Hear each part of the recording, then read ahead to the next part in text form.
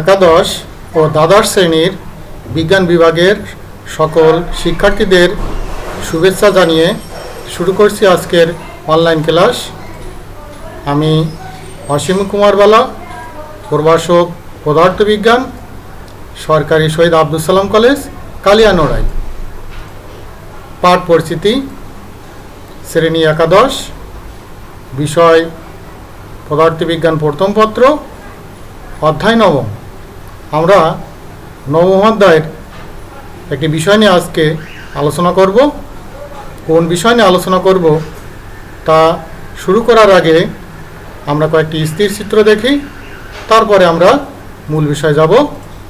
তোমরা একটি ছবি দেখতে পাচ্ছ, তোমাদের বলতে হবে এটি কিসের ছবি। তোমরা অনেকেই বলতে পারবে নিশ্চয়ই। আমি বলি এটি একটি সমুদ্রের ঢেউয়ের ছবি। আমরা আরেকটি ছবি দেখতে পাচ্ছি, এটি তোমাদের বলতে হবে এটিও কিসের ছবি।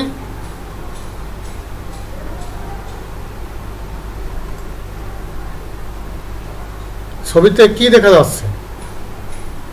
ছবিতে দেখা যাচ্ছে তরঙ্গ বা সমুদ্রের ঢেউ। তাহলে আমাদের আজকের পাঠ তরঙ্গ। তোমরা এই পাঠ শেষে তরঙ্গ কি তা বলতে পারবে, তরঙ্গের প্রকারভেদ করতে পারবে, তরঙ্গ সম্পর্কিত বিভিন্ন রাশি চিত্রের মাধ্যমে বর্ণনা করতে পারবে, তরঙ্গ বেগ নির্ণয় করতে পারবে। আমরা এখন তরঙ্গ কি সে সম্পর্কে আলোচনা করব। তোমরা লক্ষ্য করো তরঙ্গ কি। তোমরা ছবিতে দেখতে পাচ্ছ তরঙ্গ। একটা ছবিতে তোমরা দেখতে পাচ্ছ শস্যের ক্ষেত, সেখানে বাতাসে ধানের উপর যে বাতাস যাওয়ার সময় একটা তরঙ্গের সৃষ্টি হচ্ছে। তার পাশে আরেকটা ছবি তোমরা দেখতে পাচ্ছ, এখানে উপর থেকে পানির ফোঁটা পড়ছে পানির উপরে এবং সেখানে তরঙ্গ আকারে চারিদিকে ছড়িয়ে যাচ্ছে, তরঙ্গ ছড়িয়ে যাচ্ছে। এখন আমরা এই তরঙ্গ কি সে সম্পর্কে দেখব। তোমরা লক্ষ্য করো তরঙ্গ কি। তরঙ্গ বা ঢেউ হলো এক ধরনের পর্যায়বৃত্ত আন্দোলন। তরঙ্গ বা ঢেউ হলো এক ধরনের পর্যায়বৃত্ত আন্দোলন, যা কোনো জড় মাধ্যমের এক স্থান থেকে অন্য স্থানে শক্তি সঞ্চারিত করে, কিন্তু মাধ্যমের কণাগুলোকে স্থানান্তরিত করে না। তাহলে আমরা তরঙ্গের সংজ্ঞাটা আরেকবার দেখি। তরঙ্গ কি? তরঙ্গ হলো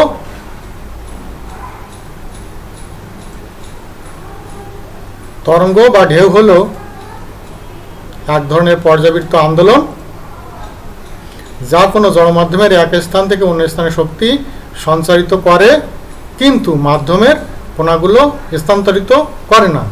তাহলে তরঙ্গের আমরা একটা জিনিস লক্ষ্য করলাম, তরঙ্গের ক্ষেত্রে তরঙ্গ শক্তি সঞ্চারিত করে, কিন্তু শক্তি সঞ্চালন করার সময় মাধ্যমের কণাগুলো এক স্থান থেকে অন্য স্থানে স্থানান্তরিত হয় না।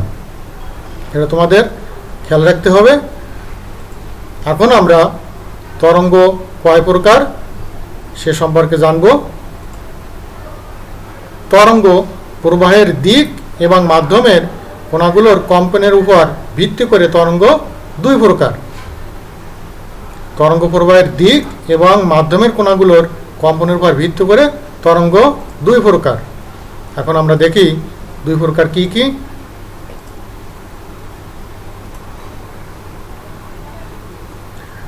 অনুপ্রস্থ বা আড় তরঙ্গ, আরেকটি হলো অনুদৈর্ঘ্য বা লম্বিক তরঙ্গ। এখন আমরা অনুপ্রস্থ বা আড় তরঙ্গ কাকে বলে সেটি দেখব। তোমরা লক্ষ্য করো, তোমরা ছবিতে দেখতে পাচ্ছ অনুপ্রস্থ বা আড় তরঙ্গের একটা ছবি। এখানে তরঙ্গের দিক, ছবিতে বাঁ দিক থেকে ডান দিকে তরঙ্গটি যাচ্ছে এবং কম্পনের দিক তরঙ্গ প্রবাহের দিকের সাথে উপর নিচ অর্থাৎ লম্বভাবে তরঙ্গের দিক, তরঙ্গ যে দিকে যাচ্ছে তার সাথে কম্পনের দিক উপর নিচ অর্থাৎ লম্ব বরাবর। তাহলে এখন আমরা অনুপ্রস্থ বা আড় তরঙ্গের সংজ্ঞা বলতে পারি। তরঙ্গ অনুপ্রস্থ বা আড় তরঙ্গের সংজ্ঞাটি এরকম: তরঙ্গ সঞ্চালনের দিক এবং কণার কম্পনের দিক পরস্পর সমকোণে থাকে। এবার আমরা অনুদৈর্ঘ্য বা লম্বিক তরঙ্গ কাকে বলে সে সম্পর্কে দেখব। তোমরা ছবিতে দেখতে পাচ্ছ তরঙ্গ সঞ্চালনের দিক বাঁ থেকে ডান দিকে এবং কম্পনের দিক সেটিও তরঙ্গ সঞ্চালনের দিকের সাথে একইভাবে অর্থাৎ তরঙ্গ সঞ্চালনের দিক যেদিকে কম্পনের দিক তার সাথে সমান্তরালে। তাহলে এখান থেকে আমরা অনুদৈর্ঘ্য বা লম্বিক তরঙ্গের সংজ্ঞাটি এরকম বলতে পারি: তরঙ্গ সঞ্চালনের দিক এবং কণার কম্পনের দিক পরস্পর সমান্তরাল থাকে। অর্থাৎ অনুদৈর্ঘ্য বা লম্বিক তরঙ্গের সংজ্ঞাটা আমরা যদি ক্লিয়ারভাবে আরও একটু ভালো করে বলি তাহলে এরকম হবে: অনুদৈর্ঘ্য বা লম্বিক তরঙ্গ হলো যে তরঙ্গ সঞ্চালনের দিক এবং কণার কম্পনের দিক পরস্পর সমান্তরালে থাকে, তাকে অনুদৈর্ঘ্য বা লম্বিক তরঙ্গ বলে।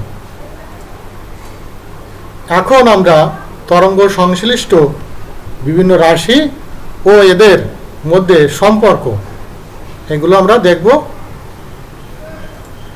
প্রথমে আমরা পূর্ণকম্পন কাকে বলে সেটি দেখব। পূর্ণকম্পন কাকে বলে?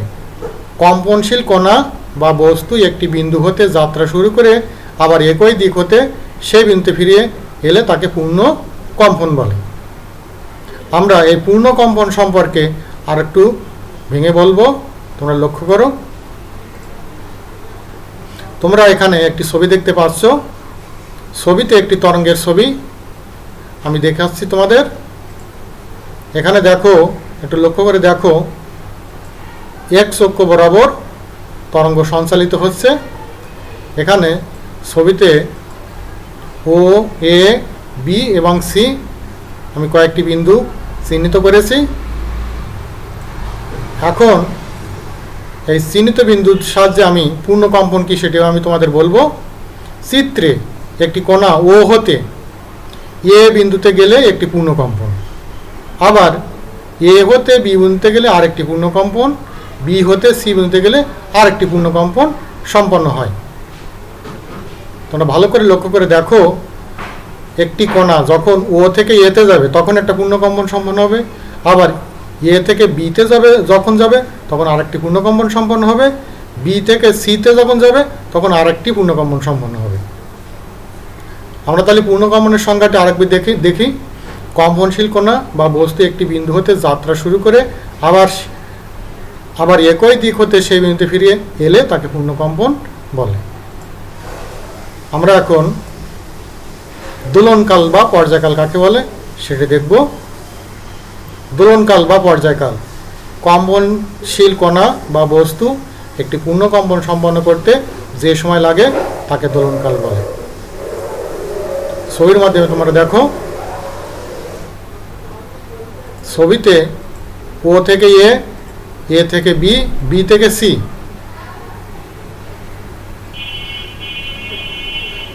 চিত্রে একটি কণা ও থেকে এ বিন্দুতে অথবা এ হতে বি বিন্দুতে অথবা বি হতে সি বিন্দুতে যাওয়ার সময় দোলনকাল। দোলনকালকে আমরা টি দ্বারা প্রকাশ করি, পড়াতে টি লিখতে হবে। তাহলে দোলনকাল হলো একটি কম্পনশীল কণা ও হতে এ অথবা এ হতে বি অথবা বি হতে সি বিন্দুতে যেতে যে সময় লাগে সেই সময়টাকে বলা হয় দোলনকাল।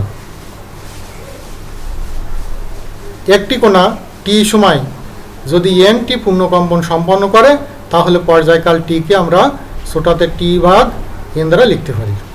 তোমরা যারা অনলাইনে ক্লাসটি দেখছো তারা সূত্রটি এটা লিখে রাখো: দোলনকাল বড়তের টি সমান সমান ছোটাতে টি বাই বড়তের এন। এটি হলো পর্যায়কালের একটা সূত্র, এটি লিখে রাখো। আমরা এরপরে কম্পাঙ্ক কাকে বলে সেটি দেখব। কম্পাঙ্ক কম্পনশীল কণা বা বস্তু 1 সেকেন্ডে যতগুলো পূর্ণকম্পন সম্পন্ন করে তাকে কম্পাঙ্ক বলে। একে ছোটাতে রেপ দিয়ে প্রকাশ করা হয়, এর এককে হার্টজ বলে। হার্টজ অর্থাৎ আছে এইচ, বড়তের এইচ, ছোটাতে জেড, হার্টজ বলে কম্পাঙ্ক।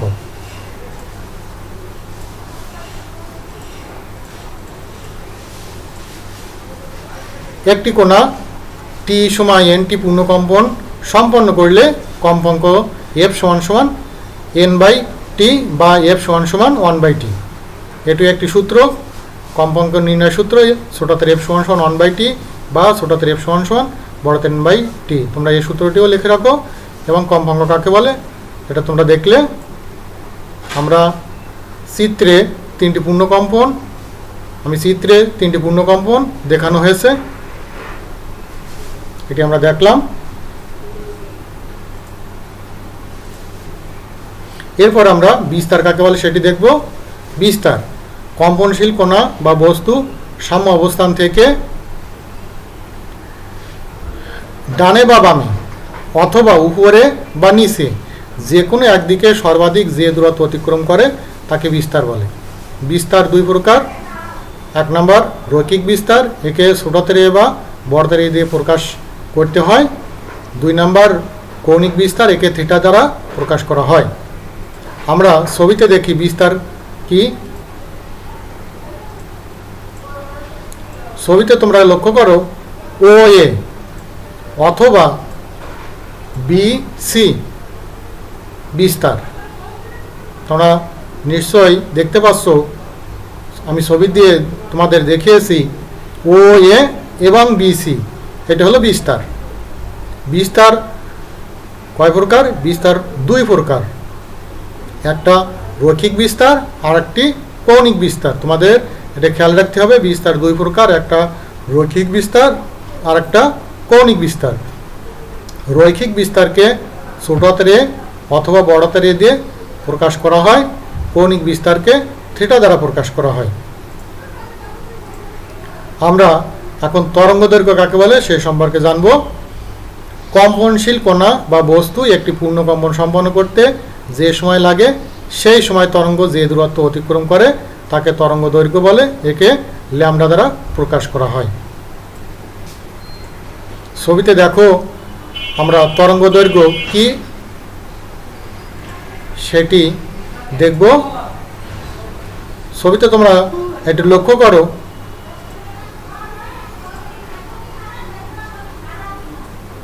এখানে ল্যামডা হলো কি, যে ছবির আমি এখানে দেখাচ্ছি একটা ছবির উপরের প্রান্ত, উপরের দুটো একই দশা সম্পন্ন বিন্দু, এটাকে বলা আছে তরঙ্গ দৈর্ঘ্য। আর আবার নিচে যদি আমরা লক্ষ্য করি তাহলে একই দশা সম্পন্ন দুটি বিন্দু, এদের মধ্যবর্তী দূরত্বকে বলা হয়েছে তরঙ্গ দৈর্ঘ্য। আমরা যদি সংজ্ঞাটা আর একটু লক্ষ্য করি তাহলে আমরা বলতে পারি তরঙ্গ দৈর্ঘ্য কি, কম্পনশীল কণা বা বস্তু একটি পূর্ণকম্পন সম্পন্ন করতে যে সময় লাগে সেই সময় তরঙ্গ যে দূরত্ব অতিক্রম করে তাকে তরঙ্গ দৈর্ঘ্য বলে। একে ল্যামডা দ্বারা প্রকাশ করা হয়। আমরা তরঙ্গ দৈর্ঘ্য কি সে সম্পর্কে জানলাম। এরপরে আমরা আরেকটু দেখব যে তরঙ্গ দৈর্ঘ্যের সাথে বেগের একটা সম্পর্ক রয়েছে, সেটি কি। এখন আমরা বলতে পারি টি সময় তরঙ্গ অতিক্রম করে ল্যামডা দূরত্ব, অতএব একক সময় তরঙ্গ অতিক্রম করে ল্যামডা বাই টি দূরত্ব। অর্থাৎ ভি সমান সমান ল্যামডা বাই টি বা ভি সমান সমান এফ ল্যামডা, যেহেতু এফ সমান সমান 1/t। আমরা একটু আগেই দেখেছি যে কম্পাঙ্ক এফ সমান সমান 1/t, তোমাদের আমি খাতায় লিখতে বলেছিলাম। সেই এফ সমান সমান 1/t এখানে বসানোর ফলে আমরা ভি সমান সমান এফ ল্যামডা পেয়েছি। অর্থাৎ তরঙ্গ বেগ সমান সমান কম্পাঙ্ক গুণ তরঙ্গ দৈর্ঘ্য, এটি আমরা পেয়ে গেলাম। এটি হলো তরঙ্গ বেগ, কম্পাঙ্ক এবং তরঙ্গ দৈর্ঘ্যের মধ্যে সম্পর্ক। তোমরা এই সূত্রটিও খাতায় লিখতে পারো। তোমরা এই সূত্রটির সাথে আগে থেকেই পরিচিত আছো, 9-10-এ যখন তোমরা বিজ্ঞানে ক্লাস করেছো তখন এই সূত্রটি জেনেছো। তারপরও আবার এখানে আরেকবার তোমরা জানলে যে তরঙ্গ বেগ ভি সমান সমান কম্পাঙ্ক গুণ তরঙ্গ দৈর্ঘ্য। এটি এই সূত্রটি খাতায় লিখে রাখো। আমরা এতক্ষণ তরঙ্গ কাকে বলে, তরঙ্গ সাথে তরঙ্গের বেগ এবং কম্পাঙ্ক একটা সম্পর্ক দেখলাম, এবং বিভিন্ন তরঙ্গ সম্পর্কিত বিভিন্ন রাশির সংজ্ঞা চিত্রের মধ্যে দেখলাম। এইগুলোর উপর নির্ভর করে তোমাদের আমি এখন কয়েকটি একক কাজ দেব। তোমরা যারা অনলাইনে আসো দ্রুত খাতা নিয়ে রেডি হও, আমি তোমাদের কয়েকটি একক কাজ দেব। প্রথম যে একক কাজটি আমি তোমাদের দিচ্ছি সেটি হলো তরঙ্গ কি। তোমাদের এই তরঙ্গ কি সে সম্পর্কে খাতায় লিখতে হবে। 2 নাম্বার যে আমি একক কাজটা দিচ্ছি সেটি হলো তরঙ্গ দৈর্ঘ্য কি। 3 নাম্বার তরঙ্গ অঙ্কন করে তরঙ্গ দৈর্ঘ্য ও বিস্তার চিহ্নিত করো। 3টি কাজ তোমাদের এখন করে দেখাতে হবে। দ্রুত কাজটি করো। আমি অনলাইনে আসি, আমাকে দ্রুতই আমাকে ইনবক্সে জানাবে।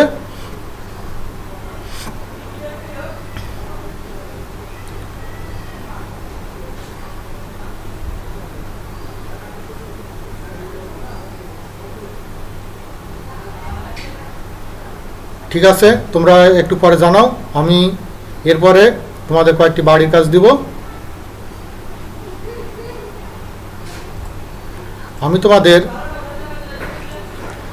যে বাড়ি কাজটি দিয়েছি প্রথমে সেটি হলো বাতাসে শব্দের বেগ 332 মিটার পার সেকেন্ড, দোলনকাল 40 সেকেন্ড হলে এর তরঙ্গদৈর্ঘ্য বের করো।